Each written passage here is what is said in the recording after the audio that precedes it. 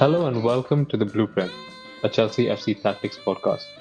Soon and I are analysts on X, where we share tactical breakdowns of Chelsea matches and discuss other various talking points. In this podcast, we'll be doing the same, diving even deeper into the details. In this episode, we'll be talking about Chelsea's 1-0 defeat to Arsenal at the Emirates. But before that, as usual, we've got Soon with us. Hello, Soon. Hello, Fahad. Hi, how's everything? How's work? And how's Yeah, Chelsea? yeah, yeah. Everything else is fine. I think Chelsea, disappointing result again. Um, Yeah, we were building some momentum with four back-to-back wins against Southampton, Leicester City in the Premier League, and then two wins against Copenhagen. So, yeah, how are you feeling about Chelsea? And hope everything else is okay.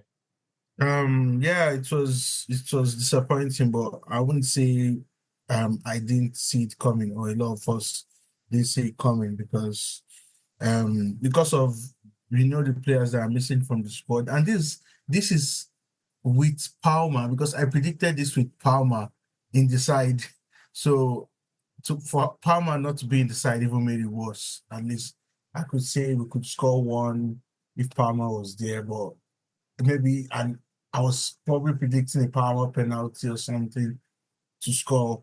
But as I didn't see him in the lineup, I concluded we might not score that day. And unfortunately it became true.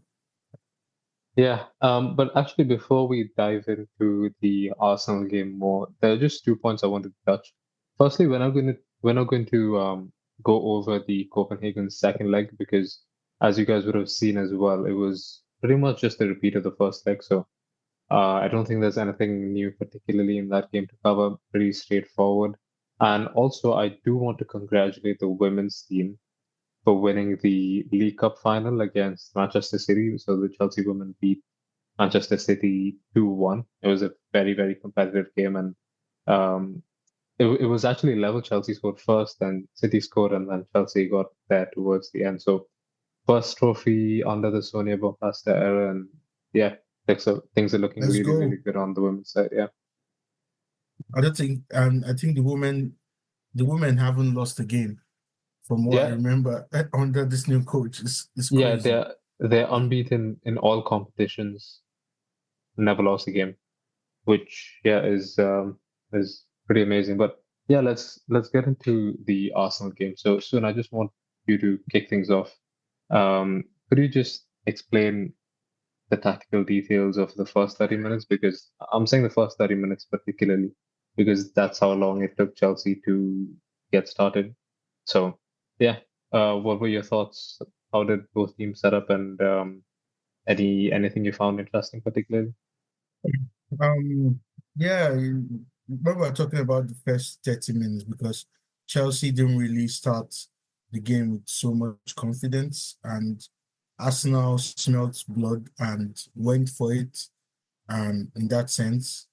And we lined up the same way we do, but as we said, there was no Palmer. So the way Arsenal set up, um, trying to disrupt, especially our press, and the way we also set up our press as well was um Nkunku. And we have done this. Maresca has done this a few times this season, and for the winger to cover the zonal press that the winger covers either the centre back on his side and the fullback. So depending on where the ball is, the winger has the autonomy to press either one of them. But he doesn't just fall on anyone. Maybe he doesn't just stay on the wing on the fullback, or he doesn't just stay on the centre back. He automates who gets the ball, who he presses, and all of that. So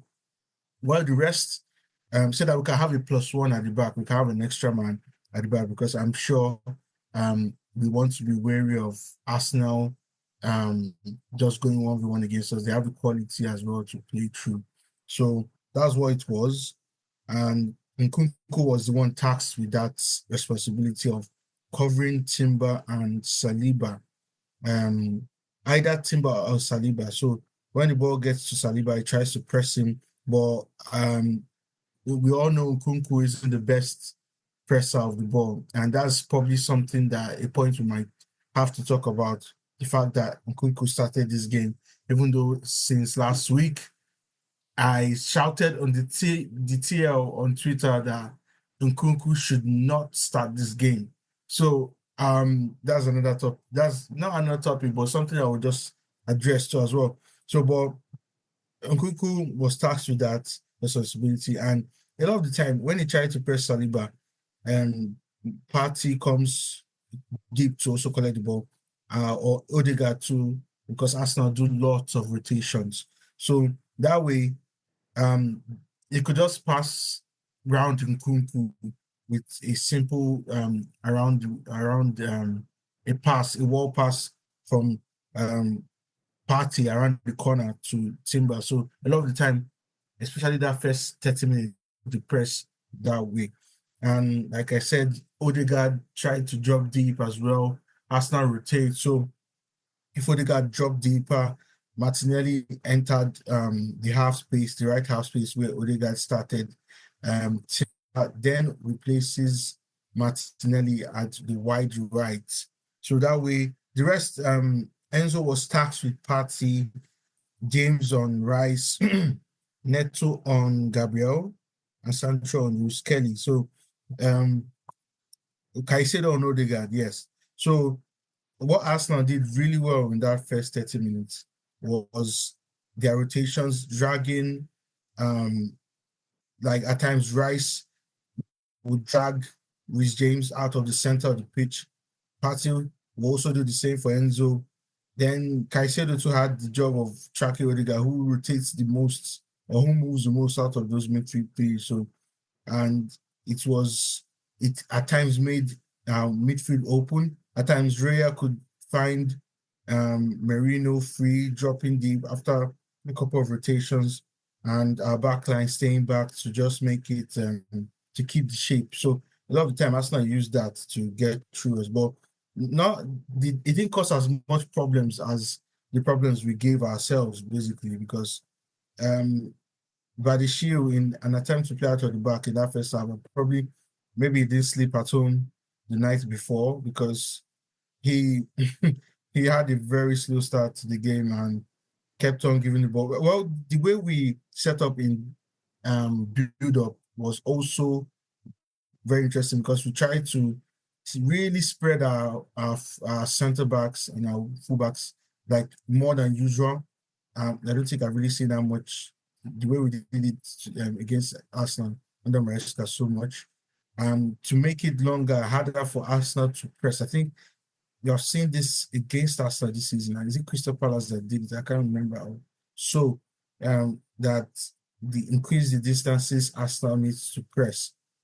And that's what we did in that first half. So it was also harder for so if our teammates needed to get the ball to our other teammates, they need to really put a medium to long pass before they can find the teammate, not really short passes. And the fact that we couldn't go through midfield and something about Rhys James as it was also okay, but we couldn't really go through midfield during that period. So lots of mistakes and I'm gonna say Arsenal capitalized because it was a set piece, but they still capitalized.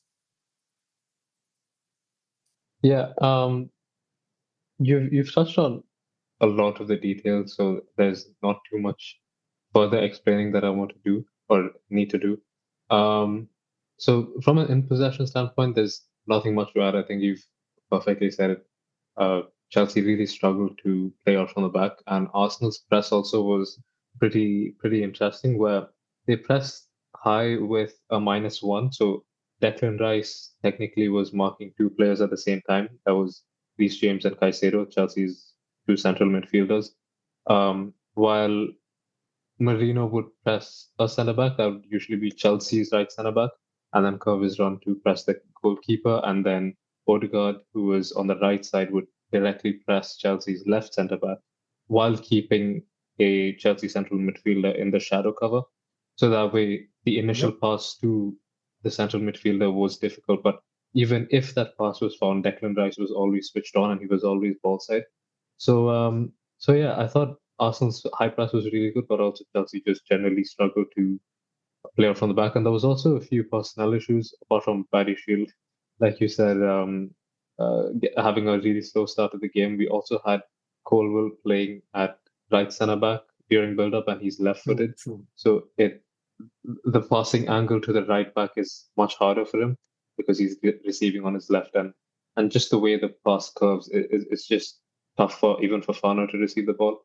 Um, I think you explained the Chelsea's out of possession setup really well, and it's something that I've raised concerns about, or more than concerns, it's just a disagreement, I suppose. Like I don't think it's the right way to go about pressing any top level side, and most Premier League teams nowadays are adept at playing out from the back through short passes. So my issue with this approach was, as you said, if I had to simplify it, it was kind of like a mix of a zonal as well as a man-to-man approach. It's So man Chelsea, marking. as you said, Exactly. yeah, so Chelsea, as you said, initially wanted that +1 at the back, but it would Yeah. transition into a full-on man-to-man. But in other areas of the pitch, like as you said, Caicedo was marking Odegaard, Reece James was marking Declan Rice, and then Neto, Enzo Fernandez were on the centre backs, Jadon Sancho and Nkunku were on the full back. So there were many 1v1 matchups, and the point of this is that with rotations, like you referred to before, Arsenal could just open up tons of space, especially between the lines. And we know that Colwell and Badiashile, who feature as central defenders, aren't good at stepping up and being aggressive. Colwell, on a few occasions this game, did do it well when needed, but still, it's not a strength of the game. However, having said all this and having laid all of this out, I don't think Arsenal exploited this space really well either. Where I thought Really, there were I agree many with you. occasions. Sorry. Yeah, yeah, I'm just agreeing with you. You're very Hmm. correct. Yeah, I thought there were many occasions where they could have just played through Chelsea, but they didn't, and I don't understand why, because Chelsea weren't structured. So what do I mean by that? I recently put up a post as well, just a couple hours ago, about something John McKenzie has talked about with regards to Arsenal, where they're always keen on playing around a team's defensive block and never through it. We saw it with the Manchester United Arsenal game as well, where there was just no central penetration because there was just no one in the middle. And I felt the same for this game, but I was surprised by it because of the amount of space that Chelsea have ceded, right? Where Caicedo and Reece James were pulled out of the middle so many times, and there are so many instances where I can pull out where when those movements are made, there's just a huge gap between the lines, but Arsenal just didn't exploit it. And I wanted to double check this with the data as well. So I was going through whoscored.com, which provides a lot of interesting data points. And one of them was a chart of how and where Arsenal directed their attacks. And only 17% of it went through the middle. And I Hmm. just feel like moving forward for Arsenal as well, it's something they've got to improve on. But coming back to Chelsea, I just didn't think this was the right approach. But I suppose there's a counter argument that maybe it was set up with the foresight that Arsenal won't exploit it. That's a fair argument, but that's the only argument I can think of. But I've seen Chelsea use this against other teams as well. I can't think of one at the top of my head. I'm thinking of Aston Villa for some reason, but I'm not entirely sure if that was the case then. But but Yeah. but yeah, I don't think that's the best example. I feel like there was another game which I saw where Chelsea used this and I was critical of. But anyway, apart from the Chelsea's out of possession issues, actually, there's one more thing that I wanted to add, which I wanted your opinion on as well. Is so since Chelsea had this mix of a zonal and a man marking approach, what would often happen, or what always happened throughout the game was that Chelsea never really had a fixed out of possession structure. Right? We've seen Chelsea use a 4-4-2 before. We've seen Chelsea use a five at the back, where there's maybe like a 5-4-1. But in this game, there wasn't any particular structure, and as we said, because it was a mix, what ended up happening was when Arsenal pushed on into Chelsea's attack, Chelsea's defensive structure, well, you can't really call it a structure, but defensive shape or organization was just all over the place, where sometimes it would look like a back five or back six, sometimes even a back seven in the second half. I noticed. So yeah, I wanted to know your thoughts on why Chelsea, apart from this reason, apart from a poor rest attack structure, why they maybe weren't effective.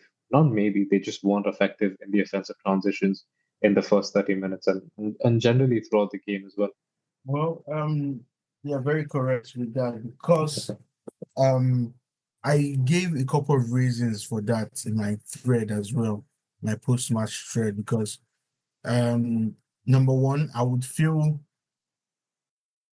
hackers that we have. I think is a lot has been said about that, but the reason why I bring it up in this case is because for as fate will have it, the current attackers that we have happen to be, when you put them together, happen to be the most risk averse set of frontline or attackers that that this Chelsea team can churn out currently. Because if you could say, tell Grok or tell ChatGPT to pull out of all our attackers, pull out those that do not take risks enough or the most ball retention type of attackers we have, then this will be the attack that they will generate for you because I feel like you tested your this out Sancho. before. I think you tested this out on ChatGPT before you hopped on the call, yeah? Actually, it just came on its own, but yeah, because I'll probably have to try it though. I'll share my results. So, Do it. I'm so actually but interested in knowing knowing what ChatGPT says to that. and it's so true because the fact that because a lot goes into transition or trying to exploit teams on the transition, and it's not just today. If you notice, it has been like that for the past weeks. Then even with Palmer there, it has been like that. We don't have enough movement in attack to take teams on the transition. We could see it against Copenhagen a lot of times, that we could try and attack fast. We dwell on the ball, then we make the opposition team settle back into their block. And I think the second half against Copenhagen last at the bridge was a bit of an exception because I think George too was a big part of we being faster. Against Leicester too, we were taking our time too slow, trying to um too slow trying to transition. How can you be so slow trying to transition into space? So, and that's what Jackson, Palmer, and Noni does. I mean, not just individually, but together because of as good as they move, they also have a very good understanding of each other, the way they play. Because a big strength of Chelsea earlier in the season was the fact that when we want to transition, the fact that those three are up the pitch, Nani was always an outlet for the team on the right. If you're trying to look for a long ball on the right or somebody wide, just waiting there. Apart from his defensive work, he goes back, defends, then is ready to break. If you remember, there are many examples, but if you remember our Palace game where Cole won the ball, that's the one at the bridge. Cole won the ball, and immediately gave it to Noni. Noni launched, beat Hughes and gave it to Palmer. Palmer gave it to Jackson. That is just an example of the understanding these guys have with each other. And if you look at the stats tell you the same thing because I think who scored too as well. You said they have good data points, and that is so true. I saw the stat where it mentioned Palmer's, I think the combination goal scorer to assister, I mean assister to goal scorer. Then I see Nani and Palmer were leading it earlier in the season, but they have not played in a while together. So I think is Murphy and Ishak they are leading it also. So, but Palmer and Nani are there.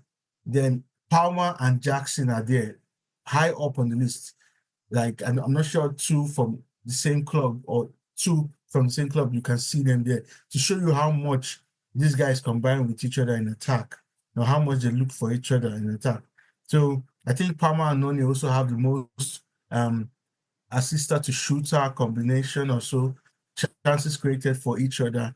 And that's how much we miss them. So Sancho and Kunku, and it's only Neto that I could see that had the intensity, the pace, and even the knowledge of running in behind to try and cause problems. But Neto couldn't do it on his own. A lot of the time, I saw Neto on his own with a barrage of Arsenal players around.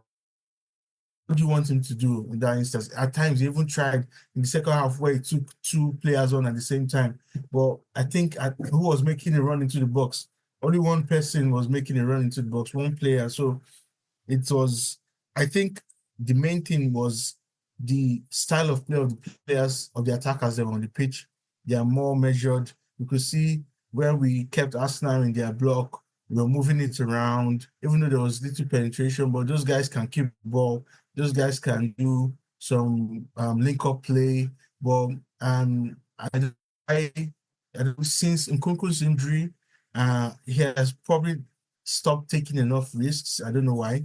This season, we haven't seen a lot of it in the league.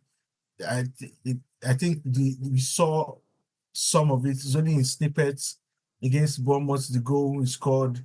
We need him to. I think there was even a moment in the second half that Nkunku tried to take on Party. I was like, yes, and he still got. He left the challenge with the ball, and I was like, yes, Nkunku, please. That's what you can do, but we are not seeing it enough. So, and we know Sancho won't do that too as well. So um, Enzo kept rushing every single ball that came his way. If he was in one, if it was in a 2v1, he tries to find the adventurous pass that probably wasn't on or things like so. A lot of these, and at times we dwelt on the ball as well. So all of these combined made it hard for Chelsea to really take advantage of transition threats. So that's why I really wanted George, as much as it might not have affected the scoreline, but it could have helped. That's why I wanted George to start ahead of Nkunku. Mhm. One point you mentioned that I just double checked with the stats was you said that Madueke receives the ball high up initially, where he was the outlet when Chelsea want to hit oppositions on the transition. And I remember checking this stat towards the beginning of the season, before the vast number of injuries, and he was top of the list for progressive receives. That is progressive passes received. So who's high up the pitch, who's receiving those progressive passes and then transitioning the ball through the thirds. And so Madueke is still number one at 179 progressive receives in total, and in second is Jadon Sancho at 177, and they're roughly on the same number of minutes. So this just got me thinking while you were explaining there is that uh, have we then changed how we transition in terms of who bears that responsibility? So I'm assuming from the stats that now it's Jadon Sancho who's receiving who has those duties, and the huge difference between Sancho and Madueke is their pace, right? Madueke is really rapid, whereas Yeah, Sancho isn't that. He's more he needs players close around measured. him, goes in tight spaces. He's that kind of a winger or someone who maybe wants to play a little more central areas rather than out wide. But Madueke is just a different profile, and so despite his ineffectiveness in the final third, where he can't make the final action or just is a bit indecisive, that is a point of frustration with Madueke, but there is a lot he contributes before that, which we're missing as well. And it's something I've noticed. recently. I was thinking about this today as well. Is that I feel like with with fans, which even I'm I suppose susceptible to, is we don't or it's difficult for us to measure the importance or impact of a player when they're playing in the team. But as soon as when they're out with an injury, we say, "Oh yeah, we're missing this in the team, and it's because this player's out." But when that player is playing, we don't seem to divert that appreciation to them. The biggest example for me in this season that comes to mind is Wesley Fofana, where he had an okay-ish start to the season, or maybe a little bit of an underwhelming start to the season. But considering he was out with a lengthy injury, that was understandable. And then he picked up form, and then I think right before injury, if I'm not wrong, his form slightly dipped. I remember criticism flowing to Fafana then. And when we've missed him over the past weeks, we've realized that we missed that aggression in the team. So the point being that even with the case with Madueke here, we, including myself, have criticized his ineffectiveness in the final third or with his final action. But there are aspects of the game which he contributes to, apart from that, or apart from the drawbacks. There are other positives that he brings to the team as well. Yeah. So yeah, I thought that was Yeah, pretty before interesting. mm, yeah, to also buttress your point because it happens to a lot of us Chelsea fans too as well. But that's why I do this almost every game. Okay, I do this almost every game and I say it, and probably looks like okay, you might just be praising the players a lot, and I highlight everything that those players contribute to the team at Hmm. each time in the game and after the game highlight it. So a lot of the time I will put for Lavia and for Fana, they bring their aggression, they bring the ability to press. I think Maresca said he loves Fofana. I said it twice in the same presser, and to show you how much he contributes to Maresca's style of play. And I think Lavia is as important as well against teams like Arsenal. And then we now look at Noni, apart from even like you said, the receives in the attacking third. You also look at the receipts in the box. How many players receive in the box more than him or drive into the box, whether it's um, dribble into the box or pass into the box? I think he's second to just Mo Salah at that to show you, and no other Chelsea player is close. No other Chelsea player is close, relatively close, to show you how much. And Hmm. those things contribute to threats, a Hmm. lot of threats, attacking threats. And as much as we have talked about Noni's indecisiveness, I feel those kind of things there are things that can be improved on.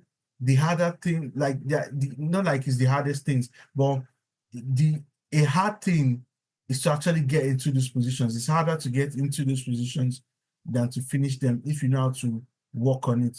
And I've seen a lot of it. I think Salah has been that kind of threat. He wasn't as clinical before, then he became clinical. Now he's one of the best in the world. So um, you can't just easily teach those kind of things. You can teach it, but it's not that easy. So you can see Jackson too, the way the threat, if you look at the X threat of like the expected threat of Jackson and Noni, they create a lot of our XG because of their movement in behind, the ability to take on players, Jackson's ability to on players in the half space and be a sort of ball carrier for the team, for Fana's ability to carry the ball through midfield, wriggle out of pressure. No other centre back can do that like him. And I will post something he did like that in the second half against Arsenal. So all those things, because we lack central ball carriers or we lack ball carriers in this team without those guys. So yeah, Yeah, I think you've mentioned really well. And just one final on that is that this isn't to excuse, like everything you've just said, every positive you've just mentioned, isn't to excuse the ineffectiveness in the final third. It's still, Madueke still has to improve on that, but we have this notion yep, among, I feel like I've noticed this with Chelsea fans as well, is that we expect them to be perfect at everything, which is okay, fine at the top level. But it shouldn't mean that okay, if they've got a drawback at one aspect of their game, doesn't mean that you can't appreciate the other whilst criticizing the drawback. But yeah, anyway, back to the Arsenal Chelsea game. It was a really dull game, to be honest, and to put it lightly. Um, Combined, Chelsea and Arsenal created over one XG. So if I had to bifurcate that, that's Arsenal created 0.71 and Chelsea 0.36. So honestly, just not much in it at all. And Arsenal scored from a clever set piece routine where they basically just took out every Chelsea player in the set piece organization and left out Reece James, Jadon Sancho, and Nkunku, with Nkunku being a zonal marker, the other two being man markers. And so Marino and Trossard just had to compete against them pretty much. And so Marino, if he got past James, which he did, just had to beat Nkunku, who's not really that great in the air, to get that flick on. So, and that was it. Just it. That was just the difference in the game. Arsenal did not create much. They had a few chances, a couple decent ones. Chelsea never came close, apart from Cucurella's volley that Raya almost trickled in to the far post. Would have been a huge blunder. Cucurella basically had our best chances. Deep Yeah, and that was left. the only one as well. I can't really I think think of. he also had that header that George gave him in the second half as well. Oh yeah, that Was was that probably too. one of the And threat, yeah. it says something that our left wing back is getting the best of chance in the game. And yeah, Chelsea just lacked any creative spark. On the transitions, as we said, there was no threat, and in possession as well, we did okay to get into the final third at times, but just didn't really have anyone clinical to finish those chances. And so, yeah, that was pretty much the end of it. 1-0 to Arsenal. Now we've got an international break, so this weekend's off, and that also means that Chelsea will have many of the injured players returning back. That'll be Cole Palmer, Noni Madueke, and Nicholas Jackson, along with Romeo Lavia as well. So really important players, and we've got Tottenham at home next, so another London derby for Chelsea to face. So yeah, any closing thoughts and anything else you'd like to share? Yeah, so I would say we probably should record the content for Quenda and Esugo. I think all of us, including JJ too, could probably reviewing the tapes and all of that. So, Mhm. what do you think? Should we do an episode on that Yeah, on that's what each? I've been thinking actually. Yeah, we could do it on each, or yeah, let's see. Honestly, I know that Jeff's doing his research on Coenda, so yeah, let's see how everything goes. I think that's the main topic because we actually haven't discussed about it. Um, so yeah, Chelsea made two signings while between our two episodes. So yeah, yeah, more Crazy. signings keep coming. So yeah. Yeah, before the Club World Cup, I think we signed a lot of players because of that, especially. Hmm. Yeah, just so many games. Good for the fans in a way because we get to watch more games, but tough for the players, the workload, and considering the out of possession demands nowadays as well. It's a lot, but yeah, It's a hopefully lot. It's a Chelsea. lot. Yeah, That's why Chelsea so wants to get more players. Like you saw the news about five wingers. The fact that we five. want five wingers for two positions. Yeah, Interesting. yeah. Uh, But we'll get on that. yeah, yeah. Get to that and many other topics in the coming weeks and the coming months. So yeah, it was good to chat to you soon for the Arsenal game. Disappointing result, but I hope we can get back to winning ways against Tottenham. Same here. Same here. I think we should because it's Spurs and we are at home. So I already That predict a that good result no I think matter that's all what you we needed to say as well. It's Spurs. Full stop. Yeah. Anyway, thanks for joining, and thank you everyone for listening. We'll catch you all next week. Bye bye. Bye, guys.